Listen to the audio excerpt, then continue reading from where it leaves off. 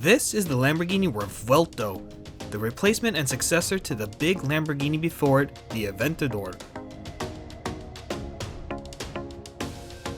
It's the same flagship model that carries the pedigree as the Murcielago before it, the Diablo before that, and of course, the Countach and the Miura.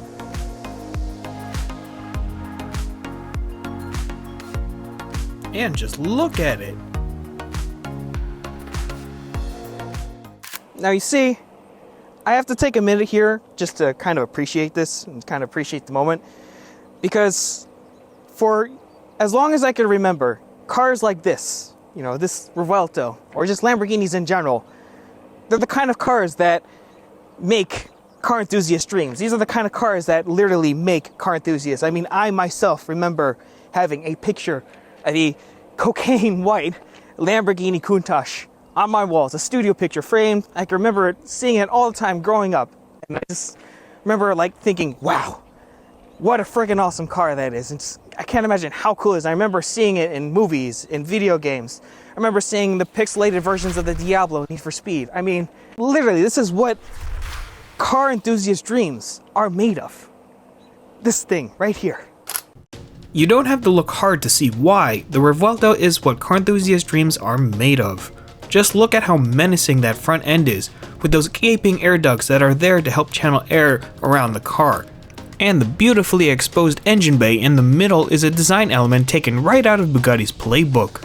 And while it's all flashy and edgy as a Lamborghini should be, its monocoque shell is composed entirely of carbon fiber, meaning it's 10% lighter than the old Aventador, with the front frame being a whole 20% lighter than the previous one. And then, of course, what's a big V12 Lamborghini without scissor doors? Hopping inside, and you could tell, I mean, to be fair, the inside of the Revuelto, actually, to my surprise, is a little bit more tamed down than I was expecting, because, I'm used to seeing the Aventador in person and in pictures with its, trick sort of fighter jet-like switchgear up on the center console and all this crazy carbon fiber. And we still get a lot of carbon fiber, but a lot of those crazy switches were basically integrated into the center screen here, like all new cars these days, as a try move to make things a little bit more modern and a little bit more sleek. Anyway, you still have a couple switches here on the dashboard, on the center console for the hazards and the gas tank release, which are surrounded by these little cool bezels here, just like on a fighter jet. And in good old-fashioned Lamborghini tradition, we still have the flip-up red engage stop-start button. And when you push that,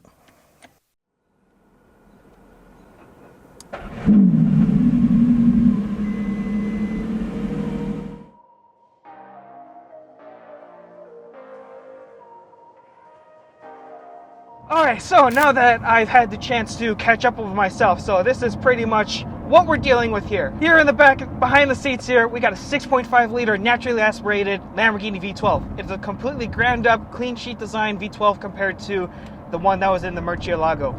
It is based off of the same one that we got in the Aventador, but obviously it's been modified quite a bit. And that's not all. Because it's both gas and hybrid, it's basically pretty much like a Prius, but almost not. Because you see, whereas in normal hybrids like the Prius, where they basically combine the gas engine and the electric drive unit into one unit along with the transmission, here we got 3 electric motors, 2 at each front of the axles, and they got another one in the gearbox that's mated to basically the 8-speed flappy paddle dual clutch gearbox. So we got a total of 3 electric motors, churning out an extra 187 horsepower. On top of that, with the 6.5 liter V12, which produces around 800 or so, I just correct my numbers a bit, total output 1001 horsepower. Let me read that again. 1001 horsepower. That is more power than you get from a Bugatti Veyron, the original Bugatti Veyron. It is more power than a Ferrari Enzo. This is just more power than God. Alright, so I could talk about the engine all day, the V12 and all that, but let's talk about the performance numbers and what that actually means. 0 to 60 in 2.5 seconds, which is a half second faster than the Aventador Ultime, which is the last Aventador that they ever made. It'll also do 0 to 124 in 6.6 seconds, or around the same time that it takes your average luxury crossover to do 60 miles an hour. keep your foot planted to 184 miles an hour, and that'll happen in just 15.5 or 6 seconds, which is the same time it takes your grandmother's V6 Camry to do the quarter mile. And then if you have enough straight, which obviously we can't do because we're in the United States, we're also on local roads, and we're in upstate New York where the state troopers absolutely treat you like axe-wielding murderers if they catch you speeding, it's 217 miles per hour. That's 6,000 RPM right there on a shift. And we're not even anywhere close to the red line, which is 9,800. Oh, I'm going to have to speak loudly over this sonorous V12, but okay, so, I mean, we've already established that this car can go fast. It's got a whole ton of grunt.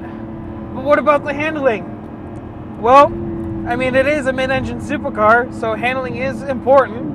And it is quite a bit different than the Aventador. I mean, yes, we have that battery pack here in the center. We got the 2 electric drive motors. And yes, because it's a hybrid, it's a plug-in hybrid, it did gain a little bit of weight, which is, you know, the ongoing issue that we have with the electric drive vehicles and the hybrids of these days. But Lamborghini says the weight has only gone up by roughly around 490 or so pounds, which is about the same as a fat American. And I have to be honest with you, I have limited experience, actually almost no experience with the Aventador, so I can't necessarily compare it to the Aventador. But as far as I can tell, this thing can rip your face off, whether in any direction, whether it's going straight, whether it's going around a turn, whether it's just finding a nice, swoopy country B road that we have now. Like, oh, this thing is meant to defy the laws of physics. It's meant to not only, you know, make everybody like go like whoa as you drive by, but it's meant to make you go like whoa in the driver's seat as well. And I can tell you that's happening for sure.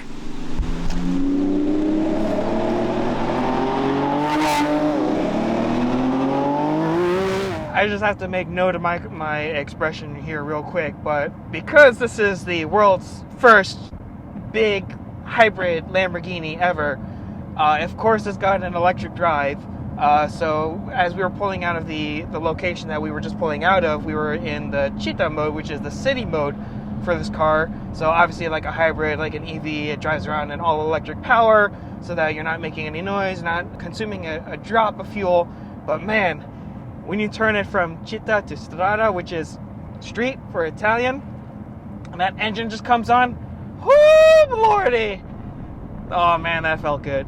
This is going to be a good time. Unlike a conventional all-wheel drive system, there is no physical connection between the engine and the physical 8-speed dual-clutch transmission at the back and the front wheels. Instead, you got 2 individual electric motors driving each wheel to simulate basically all-wheel drive.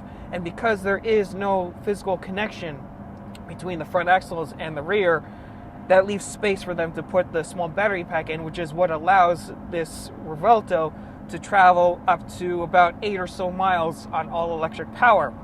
And it's also the battery pack that allows to give this car a little bit of extra boost. It supplies electricity to those electric motors, so you can get that extra 187 horsepower on top of the 814 horsepower so that you get from the V12. In basically a nutshell, this is just absolutely insane.